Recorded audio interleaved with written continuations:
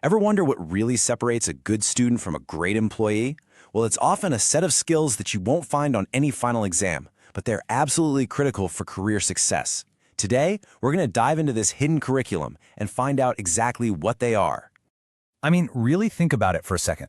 You can have the perfect degree, you can have the best grades, but you can still miss out on a huge opportunity. So why does that happen? Well, the answer often comes down to a completely different set of skills. And you might be surprised where we're looking for answers today. We are turning to a 10th grade textbook on employability from India. It's just a brilliant reminder that these foundational skills are totally universal, and they're being taught to students to get them ready for the real world. So what exactly are we talking about here? The textbook calls them employability skills. Think of them as the bridge between knowing your stuff and actually being amazing at your job. They're what make you not just qualified on paper, but truly effective in person. And this is a huge deal right now, because you hear employers talking all the time about a skills gap. But here's the surprise. It's not always about technical know-how. More often than not, it's about these fundamental personal abilities, and it all starts with the most basic one of all. Okay, first up, we're talking about the bedrock of literally all professional skills, communication.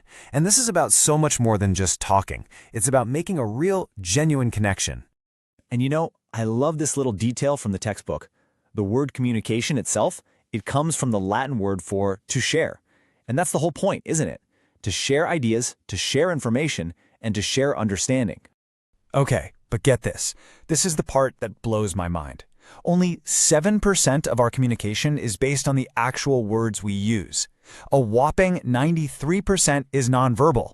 That means it really truly is how you say something, not just what you say. That is a total game changer. So here's the thing to remember. Communication is a full circle. It's not a one-way street. It starts with a sender who sends a message through some kind of channel to a receiver. But, and this is the crucial part, it is not complete until that receiver provides feedback. Without that last step, you're pretty much just talking into the void. And when you break down these nonverbal cues, they're so powerful.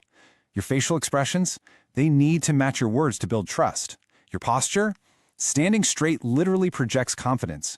Using open gestures helps express your ideas clearly, and making good eye contact shows you're actually listening. It's all about making sure your entire body is saying the exact same thing as your mouth.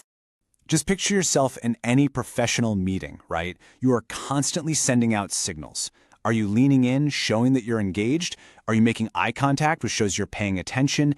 Every single one of these tiny details really matters. All right, but here's the thing.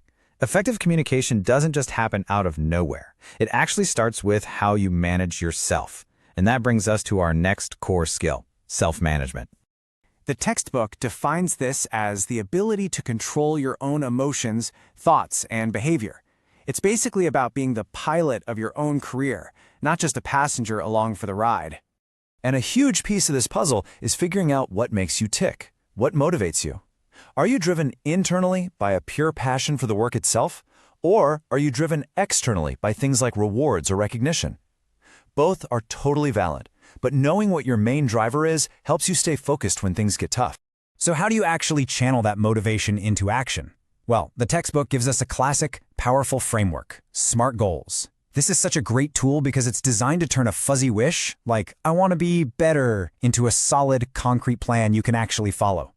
And this example from the book is just perfect. It's not just learn English. No, it's specific, speak fluently. It's measurable, take part in a competition. It's achievable by joining classes, and it's time-bound, within 6 months.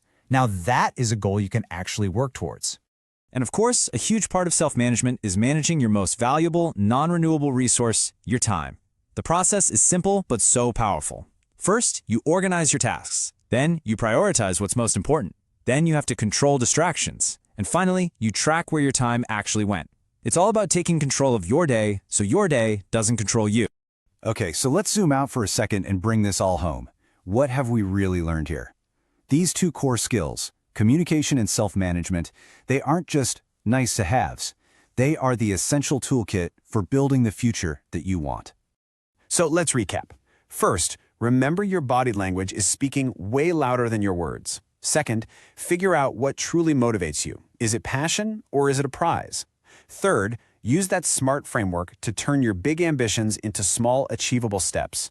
And fourth, Manage your time like the precious resource it is. These 4 ideas, they're your foundation for success. And the beautiful thing about all of this is, you don't need a classroom to get started. You can begin practicing these skills right now, today. So the only question left is, which one of these are you going to focus on first?